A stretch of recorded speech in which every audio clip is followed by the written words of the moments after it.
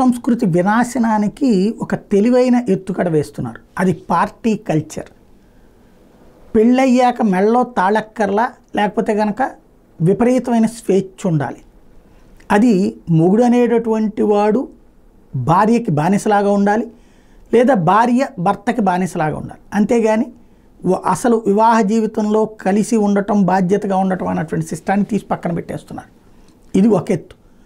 రెండో కాన్సెప్ట్ వచ్చేటప్పటికి ఇవాళ రోజున ఎట్ట తయారైందంటే, విడాకుల పండగలట, విడాకులు తీసుకునేటప్పుడు పార్టీ ఇస్తారట, ఘనమైన పార్టీలట. దీనికి మళ్ళీ ఈవెంట్ మేనేజ్మెంట్లు, తల్లిదండ్రులే దీనికి స్పాన్సర్షిప్లు, ఊరేగింపులు చేసి తీసుకొస్తారట. ఆ దరిద్రం నుంచి మా బిడ్డకి విముక్తి కలిగింది అన్నట్టు. ఆడపిల్లకి కష్టం వస్తే యువతలకి తీసుకొస్తే అది సంబరం చేస్తున్నాం అంటే అంతకంటే విచిత్రం లేదు. ఇంకొక ప్రశాంతమైన జీవితాన్ని, ఇప్పుడు ఈ డబ్బులు తగలేసే బదులు అక్కడ అమ్మాయి పేరుతో డిపాజిట్ చేయొచ్చు కదా అన్నాం అనుకోండి, బలిసినోళ్ళు అండి వాళ్ళు, వాళ్ళ దగ్గర డబ్బులు ఉన్నాయి. మరి అట్లా బలిసిన కల్చర్ అన్నటువంటి దాని కారణంగా విడిపోతున్నారా, లేదా భార్యాభర్తల్ని కలిపే ప్రయత్నం ఏ తల్లిదండ్రి అయినా చేస్తున్నారా? హక్కులు ప్రతి ఒక్కరికి ఉంటాయి, హక్కుతో పాటు బాధ్యత ఉండాలి.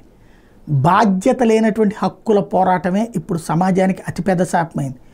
ముస్లిం క్రైస్తవంలో లేనిది అత్యధికంగా హిందూ సమాజంలో జరుగుతున్నటువంటిది ఈ ఈవెంట్ పెళ్ళిళ్ళు, ఈవెంట్ విడాకులు, ఈవెంట్ చివరికి గర్భిణీ ప్రోగ్రాములు చేయడం.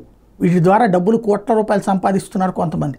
కానీ దీనివల్ల పెళ్ళిళ్ళు చేసుకోవడానికి భయపడి ఆగిపోతున్న వాళ్ళ సంఖ్య పెరిగిపోయి ఒంటరి బ్రతుకులు ఎక్కువైపోతున్నాయి.